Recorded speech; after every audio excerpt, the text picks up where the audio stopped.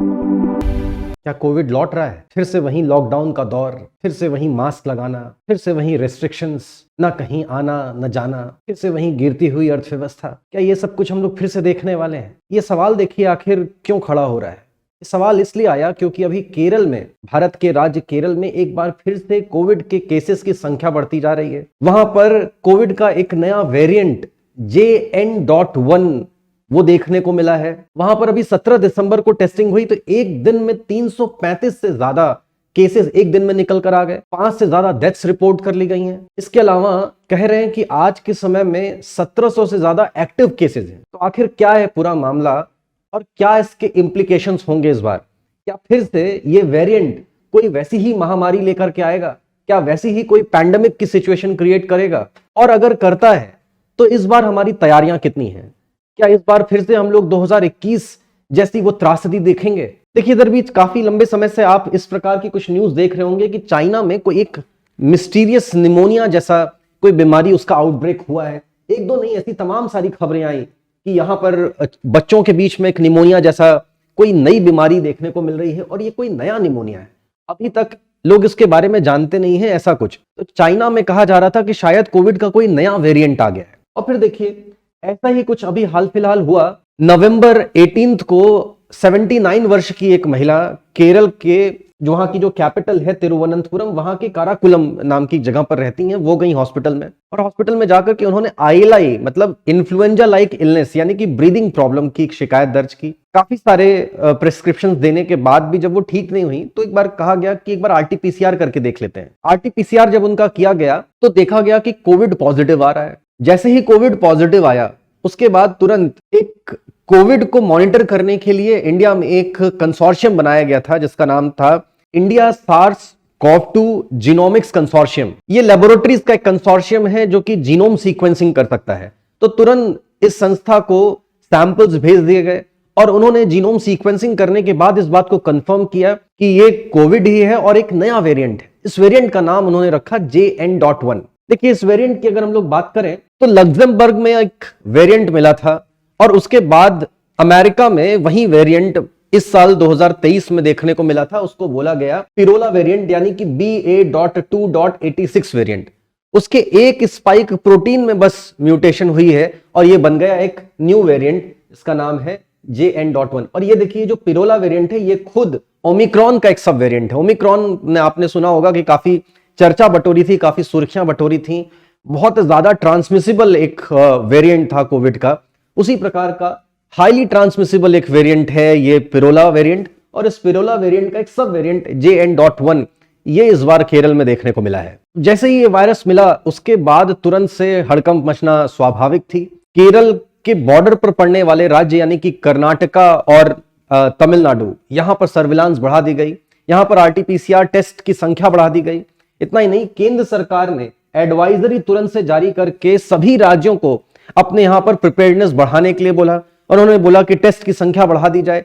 तुरंत जांच करके उन पेशेंट्स को जिनके अंदर में कोविड के ये वायरस अभी पाए गए हैं उनको आइसोलेट किया जाए। सेल्फ आइसोलेशन, मास्क, सैनिटाइजेशन, इन सब की सलाह फिर से दे दी गई है। अब देखिए, अभी एक और चीज हुई कि तमिलनाडु के तिरुचिरापल्ली से एक व्यक्ति उड़ा और वो सिंगापुर पहुंचा। सिंगापुर पहुंचने के बाद में सिंगापुर एयरपोर्ट पर उनका जब RT-PCR टेस्ट किया गया तो पाया गया कि वो भी कोविड पॉजिटिव हैं और उनके अंदर में भी यही वेरिएंट पाया गया।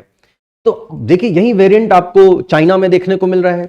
इंडिया से जो लोग जा रहे हैं सिंगापुर, वहां पर देखने को मिल रहा है। इंडिया के अंदर में मिल रहा है। कहा जा रहा है कि उत्तर प्रदेश के अंदर में भी एक केस है और तमिलनाडु के अंदर में, कर्नाटका के अंदर में और केरल के अंदर में केसेस हैं। तो यानी कि इंडिया में भी कई सारी जगहों पर है। इसके अलावा United States of America, United Kingdom, Iceland, Spain, Portugal, Netherland जैसी 38 कंट्रीज में ये JN.1 या फिर पिरोला वायरस ये वेरिएंट्स इस समय पाए गए हैं और इनके एक्टिव केसेस मौजूद हैं। यानी कि कोविड एक बार फिर से पांव पसार रहा है। देखिए, अभी इसकी वो स्थिति नहीं पहुंची है जो कि कोविड 2020 या 2021 में था। यानी कि उतनी अभी डेथ्स की केसेस उतनी नहीं है, लेकिन नंबर ऑफ केसेस धीरे धीरे बढ़ रहे हैं। याद करिए 2019 लेट नवंबर दिसंबर में इसी तरीके से तो कोविड आया था, दबे पांव, चुपके से। तब लोगों को लग रहा था कि नहीं नहीं, उतना कोई हानिकारक नहीं है, ये तो सिर्फ इन्फ्लुएंजा लाइक इलनेस है, मामूली सर्दी जुकाम है, इसको हम लोग कंट्रोल कर लेंगे। लेकिन उसके बाद जब उसने अपने पांव पसारे तो स्थिति हमारे हाथ से बाहर चली गई। तो इस बार सिचुएशन आउट ऑफ कंट्रोल ना हो जाए, हमें पहले से सावधानी बरतने की जरूरत है। इसके सिम्टम्स भी वैसे ही हैं जैसे कि पहले के कोविड वेरिएंट्स के थे। इसका मतलब कि mild to severe fever, running nose, sore throat, breathing difficulty और हेडेक, इस तरीके के सिम्टम्स इसके अंदर में देखने को मिल रहे हैं। इसके अलावा देखिए सिम्टम्स कोई बहुत खास नहीं है, कोई बहुत अलग तरीके के सिम्टम्स नहीं है, लेकिन यहां पर जो चिंताजनक बात है वो ये कि इसका ट्रांसमिसिबिलिटी रेट बहुत ज्यादा है, यानी कि बहुत तेजी से ये लोगों में फैल रहा है। अभी इसका मोर्टेलिटी रेट बहुत ज्यादा नहीं पाया गया है, ये एक अच्छी बात है। लेकिन देखिए अभी से हमको प्रिकॉशन रखना होगा और हॉस्पिटल्स को, देश का जो एडमिनिस्ट्रेशन है उसको तैयारियां रखनी होंगी। याद करिए जब डेल्टा वेरिएंट 2021 में भारत में तबाही मचा रहा था, तब ऑक्सीजन की और जरूरी दवाइयों की किल्लत पड़ गई थी। उस समय नंबर ऑफ बेड्स की कमी इंडिया में महसूस की गई थी। वो कमी अब ना महसूस की जाए। हो सकता है कि 2021 की उस त्रासदी से जरूर हम लोगों ने कुछ लेसन्स लिए होंगे और तैयारियां पूरी कर ली होंगी, यही उम्मीद कर सकते हैं फिलहाल हम। जैसे डेल्टा वेरिएंट याद है आप लोगों को 2021 में जो आया था, वो हमारे रेस्पिरेटरी ट्रैक के लोअर पोर्शन को, यानी कि लोअर रेस्पिरेटरी सिस्टम को अटैक कर रहा था। इसी कारण से आपको ब्रीदिंग डिफिकल्टी उस समय जिन लोगों को भी हुआ होगा वो उन्होंने महसूस की होगी। लेकिन ये वेरिएंट ओमिक्रॉन वेरिएंट की ही तरह से JN.1 ये अपर रेस्पिरेटरी ट्रैक को ही अफेक्ट कर रहा है, यानी कि आपको रनिंग नोज हो सकती है, नोज ब्लॉक, इस तरीके की चीजें हो सकती हैं, लेकिन आपको लंग्स में किसी प्रकार की कोई समस्या महसूस नहीं होगी। इसमें सबसे ज्यादा जरूरी चीज ये बताई जा रही है कि इसमें अर्ली डिटेक्शन किया जाए, टेस्टिंग को बढ़ाया जा सकता है। जिनके अंदर में ऑलरेडी इन्फेक्शन पहुंच चुका है उनको सेल्फ आइसोलेशन के लिए प्रेरित किया जाए कि वो अपने आप को खुद से आइसोलेट कर लें। जो लोग कोमॉर्बिड पेशेंट्स हैं, जिनकी एज 60 ईयर्स से ज्यादा है, उनके लिए मास्क अब प्रेस्क्राइब कर दिए गए हैं और लोगों को कहा जा रहा है कि अपने आप को सैनिटाइज रखें और बेसिक हाइजीन, पर्सनल हाइजीन का पालन करें। देखिए इस बीच बड़ी प्रॉब्लम चाइना के लिए खड़ी हो सकती है, क्योंकि अगर ऐसा कोई वेरिएंट, अब देखिए चाइना अपने देश को अब ओपन करना धीरे धीरे करके शुरू किया है और वहां पर अगर कोई नया वेरिएंट आता है, कोई मामूली वेरिएंट भी होगा तो वो तबाही मचा सकता है। इसका कारण यह है कि चाइना ने अभी तक बहुत ही स्ट्रिक्ट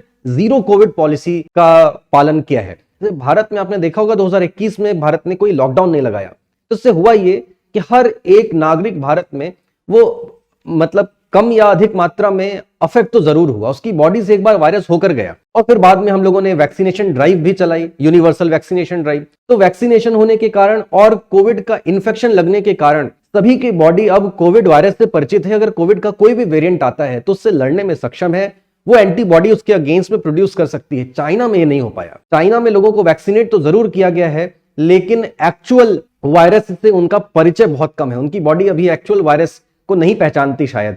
तो अगर ऐसे में कोई मामूली वेरिएंट भी आता है, ओमिक्रॉन जैसा अगर कोई वेरिएंट है, तो भी वो तबाही मचा सकता है। इस बीच WHO की तरफ से भी गाइडलाइन आई है। WHO ने कहा है कि सभी देश ईमानदारी के साथ में, ट्रांसपेरेंसी के साथ में इंफॉर्मेशन शेयर करते रहें, क्योंकि याद होगा आपको पिछली बार जब 2020 और 21 में कोविड की त्रासदी आई थी, उस टाइम पर यह आरोप लगाया गया कि चाइना ने इंफॉर्मेशन छिपाई, दुनिया के साथ में कोविड की इंफॉर्मेशन शेयर नहीं की, जिसके कारण यह त्रासदी इतनी बड़ी हो पाई। अदरवाइज शायद उसको पहले ही कंटेन कर लिया गया होता। इस बार हम लोग उस प्रॉब्लम में ना पहुंचे, इसलिए WHO की ये एडवाइजरी है कि सभी देश ट्रांसपेरेंसी के साथ में टाइमली इंफॉर्मेशन शेयर करते रहें, जिससे कि दुनिया मिल करके ऐसे किसी वायरस से, ऐसी किसी समस्या से निपट सके। देखिए जब ये कोविड पैंडेमिक आई थी, तब उस दौरान कोविड के वायरसेस के जितने भी वेरिएंट्स हमको देखने को मिल रहे थे, उनकी कुछ कैटेगरीज बनाई गई थी। एक था वेरिएंट ऑफ इंटरेस्ट और एक था वेरिएंट ऑफ कंसर्न। देखिए वेरिएंट ऑफ इंटरेस्ट वो वेरिएंट है जिसके कि अभी सीक्वेंस की स्टडी की जा रही है, जिसमें लग रहा है कि हो सकता है कि कोई आगे चल करके ये खतरा उत्पन्न कर सकता है। जो वेरिएंट अंडर इन्वेस्टिगेशन है अभी, जिसके कि जीनोम सीक्वेंसिंग की स्टडी की जा रही है, और अगर कोई वेरिएंट पाया जाता है कि उससे खतरा होने की संभावना है, वो बहुत ज्यादा ट्रांसमिसिबल है या फिर उसकी मोर्टेलिटी रेट बहुत ज्यादा है, तो उसको बोलते हैं वेरिएंट ऑफ कंसर्न। इस वेरिएंट यानी कि JN.1 को वेरिएंट ऑफ इंटरेस्ट घोषित किया गया है। अभी प्रेजेंट सिचुएशन की बात करें तो नंबर ऑफ केसेस इंडिया में 1492 के करीब हैं। हालांकि सिचुएशन अभी अंडर कंट्रोल है, लेकिन ये कभी भी हाथ से निकल सकती है अगर सावधानियां नहीं बरती गई तो। इसलिए हमारा और आपका ये काम है, ये जिम्मेदारी है कि इस वेरिएंट को फैलने से रोकें और सभी जरूरी प्रिकॉशंस बरतें। और साथ ही साथ इस समय एडमिनिस्ट्रेशन और गवर्नमेंट की जिम्मेदारी है कि वो अपनी तैयारियों को सुनिश्चित करें और ये बात इंश्योर करें कि 2021 जैसी किसी त्रासदी का सामना भारत फिर ना करने पाए।